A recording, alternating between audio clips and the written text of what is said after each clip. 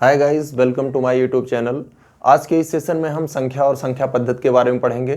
तो देखते हैं, सबसे पहले हम देखते हैं कि अंक क्या होता है। आपने सुना होगा 1, 2, 3 या इकाई अंक, दहाई अंक। तो सबसे पहले हम अंक ही देख लेते हैं।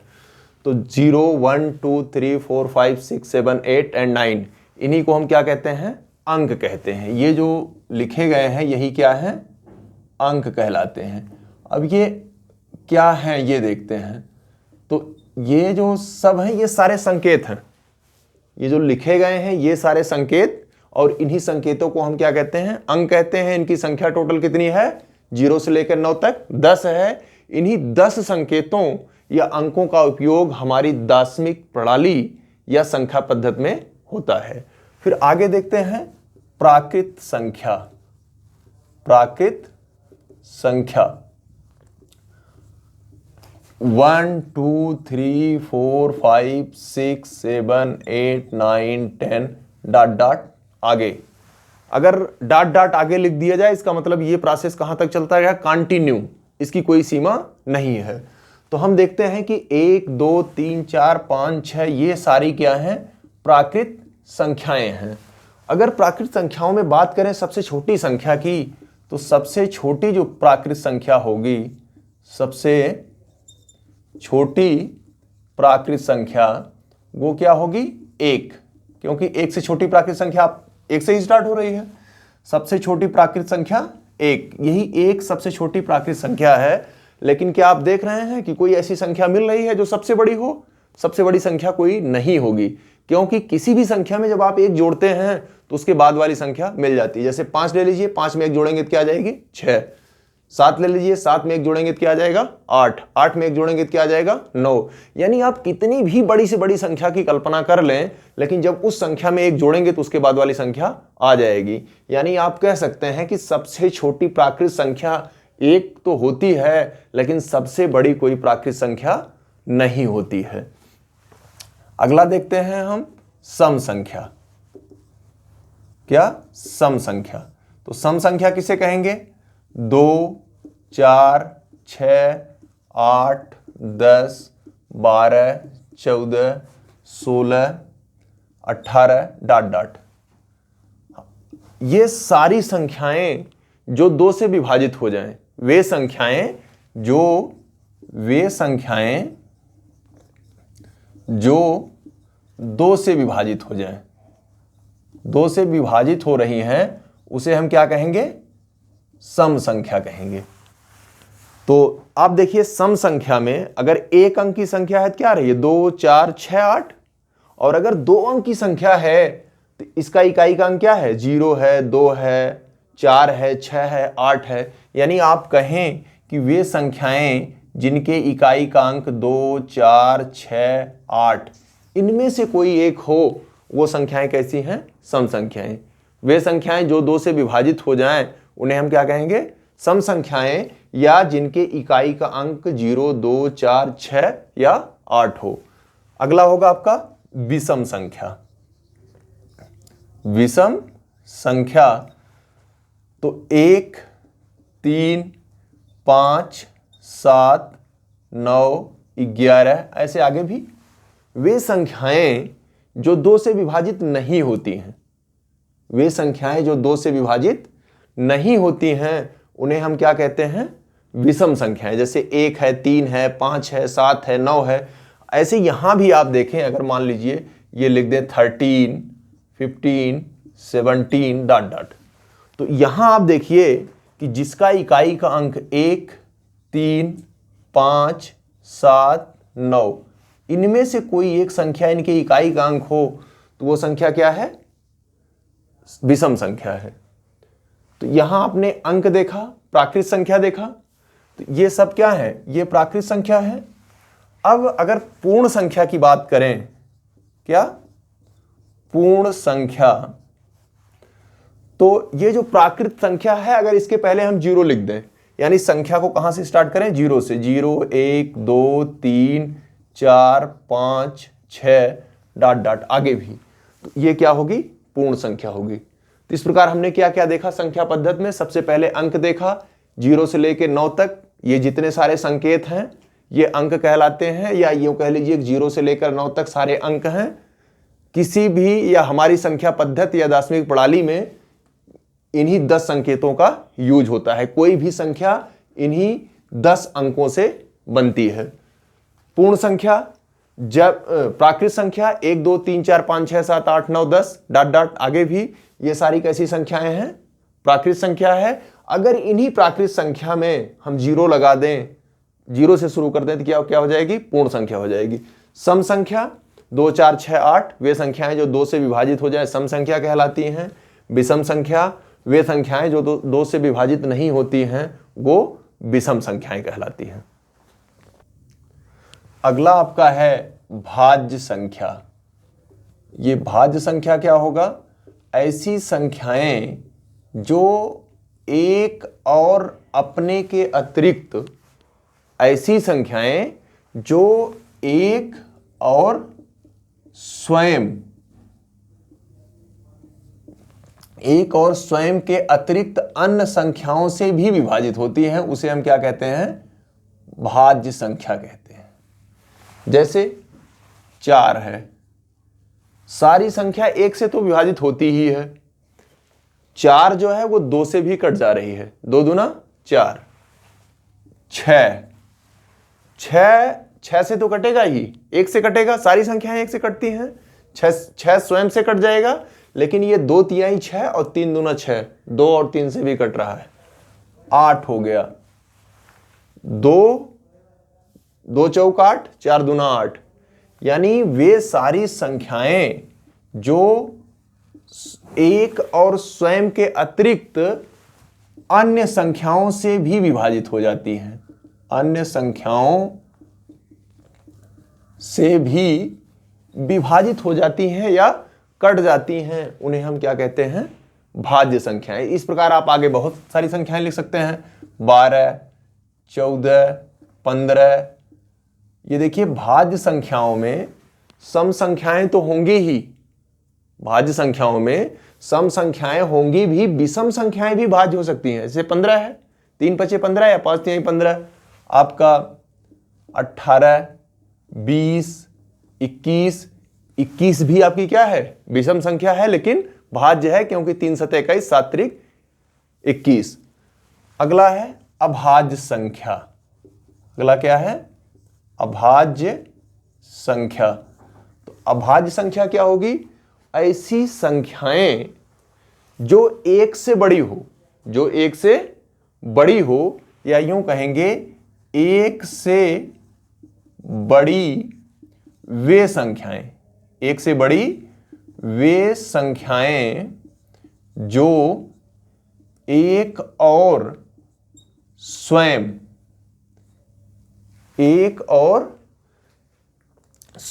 के अतिरिक्त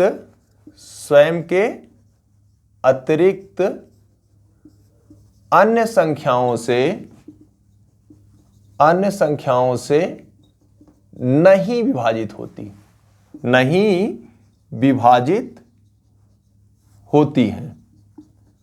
जैसे 2 है, 2 1 से विभाजित होगी और 2 से कटेगी, और किसी संख्या से नहीं कट रही है। 3 है, 5 है, 7 है, 11 है, 13 है, 17 19 फिर 23। ये सारी संख्याएं ऐसी हैं जो एक और अपने के अतिरिक्त, जैसे 17 है, सारी संख्याएं 1 से कटेंगी, 17 1 और 17 के अतिरिक्त अन्य किसी संख्या से नहीं कट रही है। तो ये सारी कैसी संख्याएं हो गई? अभाज्य संख्याएं। आप देखिए दोनों में बस थोड़ा सा अंतर है कि वे संख्या, देखिए, एक और स्वयं के अतिरिक्त अन्य संख्याओं से भी विभाजित हो जाए तो वो है भाज्य। 1 से बड़ी वे संख्याएं जो एक और स्वयं के अतिरिक्त अन्य संख्याओं से नहीं विभाजित हो। अगर एक और स्वयं के अतिरिक्त किसी और संख्या से भी कट रही हैं तो भाज्य।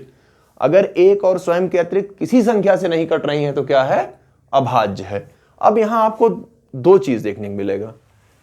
यहां आपने पहले में देखा कि जो संख्याएं विषम थी वो क्या थी?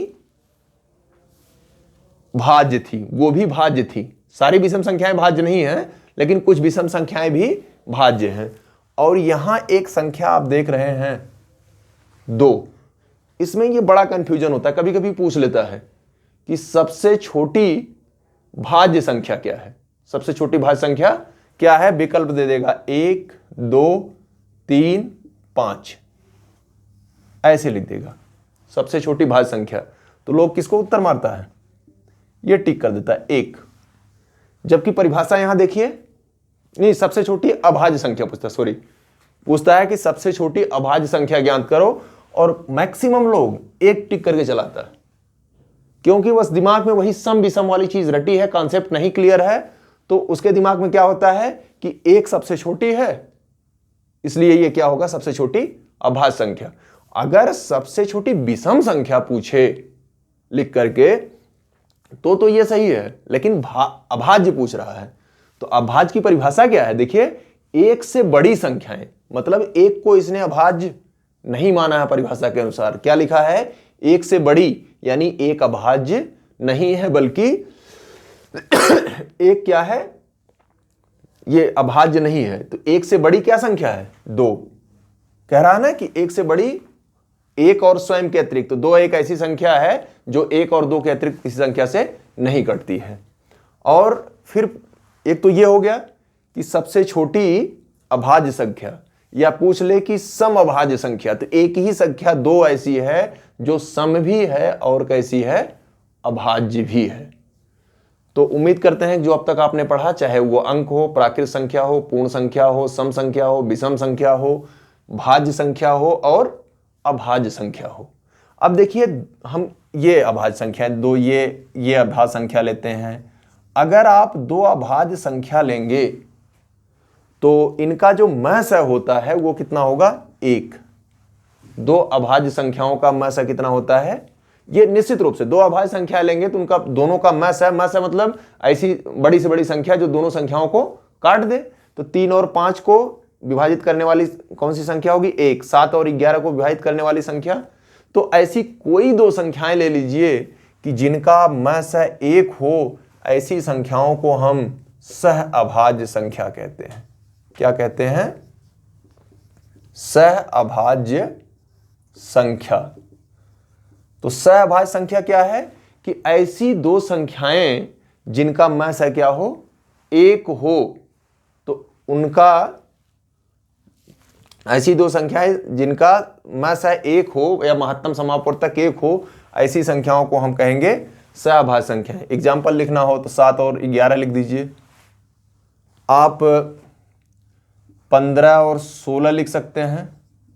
ये भी आप देखिए, यहां कंफ्यूज मत होइएगा, 16 सम संख्या है, भाज्य संख्या है, लेकिन सहअभाज्य की जो परिभाषा है कि ऐसी 2 संख्याएं जिनका महस 1 हो, यानी 1 के अतिरिक्त कोई ऐसी और संख्या ना हो जो दोनों संख्याओं को काट दे, ऐसी संख्याओं को हम क्या कहते हैं, सहअभाज्य संख्याएं कहते हैं। तो हम देखते हैं कि अपवर्त क्या है। वे संख्याएं जो किसी दी गई संख्या से विभाजित हो जाती हैं, वे संख्याएं जो किसी दी गई संख्या से विभाजित हो जाती हैं, क्या कहलाती हैं, अपवर्त कहलाती हैं। और अपवर्तक क्या है कि वे संख्याएं जो किसी दी गई संख्या को विभाजित करती हैं, अपवर्तक कहलाती हैं। देखते हैं दोनों का अंतर, हम एग्जाम्पल लेके देखते हैं। जैसे आपको दी गई संख्या क्या है, 10, ठीक। तो आपकी परिभाषा क्या है कि वे संख्याएं जो किसी दी गई संख्या से विभाजित की जाएगी। तो 10 दी गई संख्या है, तो 10 से विभाजित होने वाली संख्याएं कौन कौन सी होंगी, 20, 30, 40, 50, 60 डॉट डॉट और भी संख्याएं होंगी। तो 10 का अपवर्त क्या क्या है, 20, 30, 40, 50, 60, ये सब क्या है, 10 का अपवर्त है। अगर हम एक संख्या 5 ले लें तो 5 का अपवर्त क्या होगा, एक संख्या तो 5 होगा ही, क्योंकि 5 5 से विभाजित हो जाएगा। इसके अतिरिक्त 10, 15, 20, 25, ये सारी संख्याएं 5 से क्या हो रही हैं, विभाजित हो रही हैं। तो 5 की अपवर्त संख्याएं क्या हो गई, 5, 10, 15। यानी जब किसी संख्या का अपवर्त निकालना हो तो आप उसमें 1 2 3 4 5 6 का क्रमशः गुणा करते जाइए, उसकी बहुत सारी अपवर्त संख्याएं आपको मिल जाएंगी। यही इसमें दिया गया है कि वे संख्याएं जो किसी दी गई संख्या से विभाजित हो जाती हैं। दी गई संख्याएं क्या क्या है? एक बार हमने 10 लिया, एक बार 5 लिया, कुछ भी दे सकते हैं। जैसे हम लिख दें 4 का अपवर्त, तो 4 का अपवर्त तो 1 4 तो होगा ही, 8 होगा, 4 में 2 गुणा करेंगे 8 होगा, 3 गुणा करेंगे 12 होगा, 4 का गुणा करेंगे 16 होगा। यानी ये सारी संख्याएं जो 4 से विभाजित हो जाती हैं क्या होगा? 4 का अपवर्त होगा। और इससे उल्टा अपवर्तक क्या है? वे संख्याएं जो दी गई संख्या को विभाजित कर दें।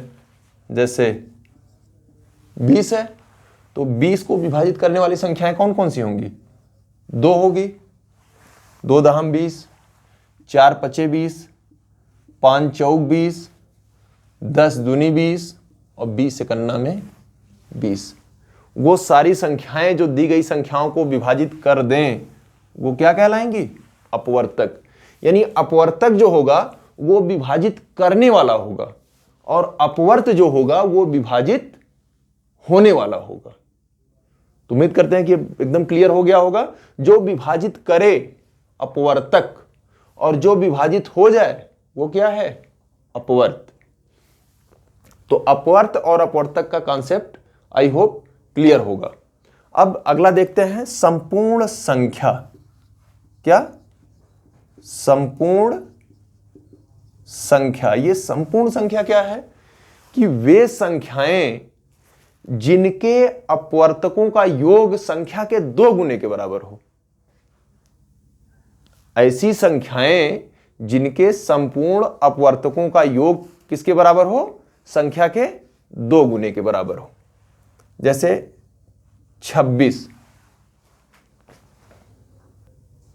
जैसे ये 28, जैसे ये 28 है तो 28 के हम पहले देखते हैं कि अपवर्तक कौन कौन से हैं। तो 28 को विभाजित करने वाली संख्या कौन होगी? एक तो 1 से कट जाएगा, फिर 2 से भी कट रहा है, 3 से तो कटेगा नहीं, 4 से कट जाएगा, 4 सत्ते 28, फिर 5 से नहीं कटेगा, 6 7 से कट जाएगा, 7 के बाद फिर 14 से कट जाएगा, फिर 28 से तो आपका कटेगा ही। तो एक काम करते हैं, हम सबको जोड़ लेते हैं और देखते हैं आता कितना है। 3 4 7 7 14, 14 दूनी 28 दूना 56। हमने आपको यही कहा था कि ऐसी संख्या या ऐसी संख्याएं जिसके अपवर्तकों का योग संख्या के 2 गुने के बराबर हो उसे क्या कहते हैं? संपूर्ण संख्या। जैसे एग्जाम्पल और देखते हैं, 6, इसका एक अपवर्तक क्या होगा? 1। 1 तो सबका अपवर्तक होता ही, 1 सभी संख्याओं को काट देता है। दूसरा 2 तिहाई 6, तीसरा 3 दूनी 6 और चौथा 6। अगर इसको हम जोड़ लें तो देखते हैं कितना आएगा। 3 3 6 दूना 6 6 12।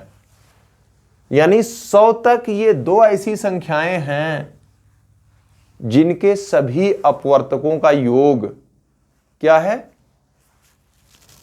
उनके 2 गुने के बराबर है। एक और संख्या है, बड़ी इंटरेस्टिंग संख्या है, 1729 या 1729। इसे हम कहते हैं रामानुज संख्या। इसको किसी किसी परीक्षा में पूछा गया है कि ये क्या है या रामानुज संख्या किसे कहते हैं। ये क्या है? 1729। अब इसे रामानुज संख्या, क्योंकि इसके रामानुज ने सबसे पहले इसके बारे में बताया था कि 1729 वह छोटी सी छोटी संख्या है जो दो अलग अलग संख्याओं के घनों का योगफल है। क्या है? 2 अलग अलग। जैसे 1 12 और 1 क्या है? एक बार 12 का योग कर लीजिए और एक बार 12 का घन कर दीजिए और 1 का घन कर दीजिए। देखिए कितना आता है। ये 12 गुणे 12 144 होगा फिर 12 और गुणा करेंगे तो 12 चौक 48, फिर 12 चौक 48 4 52 और 12 का नम 12 5 17। ये कितना आ गया 1728 और 1 का घन 1 बराबर कितना आ गया 1729। एक तो ये आ गया। और दूसरा, एक बार हम 10 का घन करते हैं फिर 9 का घन करते हैं, तो 10 का घन 1000 हो जाएगा, 10 दहम 100 दहम 1000, और 9 का घन 9 गुणे 9 बराबर 81, और फिर एक बार आप गुणा करेंगे तो गुणे 9 करेंगे तो 9 एक 9 और 9 अठे 72। ये क्या हो गया 729। ये बराबर क्या हो गया 1729। यानी 1729 वह छोटी सी छोटी संख्या है जो दो अलग अलग संख्याओं के घनों का योगफल है। इसको सबसे पहले रामानुज ने बताया था, तो इसीलिए इसे क्या कहते हैं, रामानुज संख्या कहते हैं। परिमेय संख्याएं या परिमेय संख्या, तो वे संख्याएं जो P बटे Q के रूप में लिखी जा सकती हैं, P बटे Q के रूप में लिखी जा सकती हैं, क्या कहलाती हैं, परिमेय संख्याएं कहलाती हैं। जहां P और Q पूर्णांक हैं परंतु Q नॉट इक्वल टू 0, अर्थात Q 0 के बराबर नहीं है। जैसे अगर आप ये चाहें कि ये लिख दें 5/0, 5/0 भी एक पूर्णांक है। पूर्णांक 3 प्रकार के हैं, धन पूर्णांक, जीरो पूर्णांक और ऋण पूर्णांक। लेकिन अगर ये 5/0 कर देंगे तब ये परिमेय नहीं है, तब ये परिमेय संख्या नहीं है। क्यों नहीं है, P बटे Q के रूप में तो लिखा गया है, लेकिन यहां नीचे क्या है 0 है। ये परिमेय संख्या की शर्त है कि P बटे Q के रूप में लिखा जाएगा, लेकिन Q जो है वो 0 नहीं हो सकता। ये आपका 4/9, ये क्या है, परिमेय संख्या है, क्योंकि 4 भी पूर्णांक है और 9 भी पूर्णांक है। यानी वो संख्या जो बटे के रूप में तो हो, लेकिन इस ऐसा बटा हो जिसका अंश और हर दोनों क्या हो, पूर्णांक हो, लेकिन ये जो नीचे वाला हो वो 0 पूर्णांक ना हो, तो इसी को हम क्या कहेंगे, परिमेय संख्या कहेंगे। जैसे और एग्जांपल ले सकते हैं, आपका ये 0.5 है, 0.5 है, इसको लिख देंगे 5/10, 5 × 5 दूनी 10 बराबर कितना हो जाएगा 1/2। ये P बटे Q के रूप में हो गया। जैसे आपका 50 है, देख रहे हैं ये 50, ये क्या है, 50 एक पूर्णांक है, इसको हम ऐसे भी लिख सकते हैं 100/2।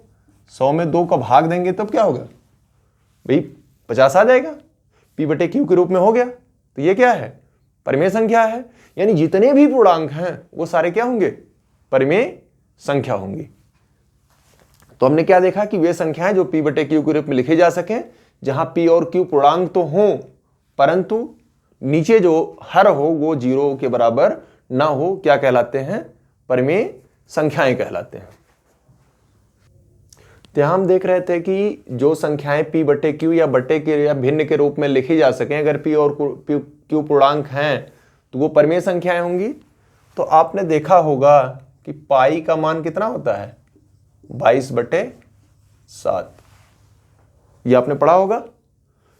तो 22/7 पाई का मान अगर 22/7 दिया हो तब तो ये परिमेय है, तब तो ये परिमेय है। लेकिन अगर आपसे पूछ ले कि क्या ये पाई परिमेय है, क्या पाई एक परिमेय संख्या है, तो आपका उत्तर होगा नहीं।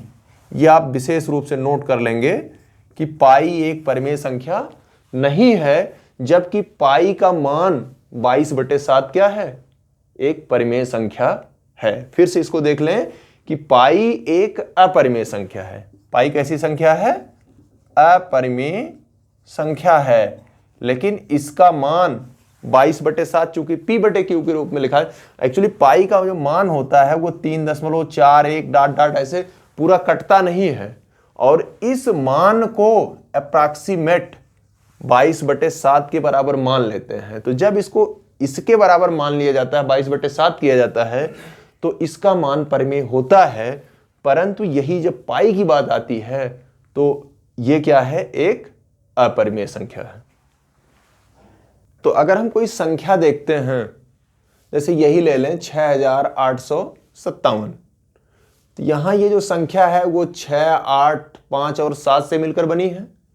तो अगर हम पर्टिकुलर 5 की बात करें तो ये जो 5 है इसका जाति मान है। ये चाहे इकाई के अंक स्थान पे हो, दहाई पर हो, सैकड़े पर हो, या फिर हजार, लाख, किसी भी अंक के स्थान पर हो, लेकिन 5 का जो वास्तविक मान 5 है उसे ही हम क्या कहते हैं? जाति मान कहते हैं। लेकिन इस 5 का अपने स्थान के कारण जो मान आता है उसे हम क्या कहते हैं? उसका स्थानीय मान। जैसे ये 5 किस स्थान पे है? दहाई के स्थान पे है, तो इसका जो स्थानीय मान होगा वो 10 पचे 50, क्योंकि दहाई के स्थान पर इसका स्थानीय मान क्या हो जाएगा? 5, जबकि इसका एब्सोल्यूट या जाति मान जो है वो 5 है। जैसे 8 है, 8 का जो जाति मान होगा, किसी भी संख्या में अंक के 2 मान होते हैं, एक उसका जाति मान जो हमेशा स्थिर रहता है, लेकिन दूसरा उसका स्थानीय मान। स्थानीय मान 8 का क्या होगा? तो 8 किस स्थान पे है? इकाई, दहाई, सैकड़े का स्थान पे है, तो हम उसके जाति मान में वो जिस स्थान से होगा उतने का गुणा कर देंगे तो वही उसका क्या हो जाएगा? स्थानीय मान हो जाएगा। ऐसे जब आप 6 की बात करेंगे तो इसका जाति मान या फिक्स मान जो है, वास्तविक मान वो तो 6 है, लेकिन जब स्थानीय मान की बात करेंगे तो ये किस स्थान पे है? इकाई, दहाई, सैकड़ा, हजार। तो इसमें क्या करेंगे? 1000 का गुणा करेंगे तो इसका जो ये स्थानीय मान है, ये सब क्या है? ये स्थानीय मान है, जबकि ये सब इसके क्या है? जातीय मान है। जैसे 7 यहां है तो इसका स्थानीय मान भी 7 होगा और जातीय मान भी 7 होगा, क्योंकि वो इकाई पर है। इकाई पर होगा तो 1 से गुणा होगा, तो स्थानीय मान और जातीय मान में कोई परिवर्तन नहीं होगा। तो इस प्रकार आज हमने संख्या और संख्या पद्धति में अंक पढ़ा। आपने प्राकृत संख्या पढ़ा, पूर्ण संख्या पढ़ा, आपने आगे पढ़ा सम संख्याएं, विषम संख्याएं, भाज्य, अभाज्य, जाति मान या स्थानीय मान, या फिर आपका रामानुजन संख्या क्या है, पूर्ण संख्या क्या है, इन सारी चीज़ों के बारे में पढ़ा। और आप इसको ढंग से रिवीजन कीजिएगा, क्योंकि ये बहुत छोटे छोटे ऐसे सवाल हैं जो बहुत ईजी हैं, लेकिन परीक्षाओं में बहुत आसानी से लोग गलत करके चले जाते हैं, क्योंकि ये इतने छोटे टॉपिक हैं, इनमें कोई ध्यान नहीं देता। जैसे पाई का मान हमने बताया कि 22/7 जब होगा तब वो परिमेय संख्या होगा, लेकिन जब केवल पाई की बात होगी तो वो कैसी संख्या होगी? अपरिमेय संख्या होगी। तो इसके अगले सेशन में हम इसके आगे जो विभाज्यता के नियम और कुछ सीरीज से जो रिलेटेड सवाल हैं उसको हम देखेंगे। Thanks for watching.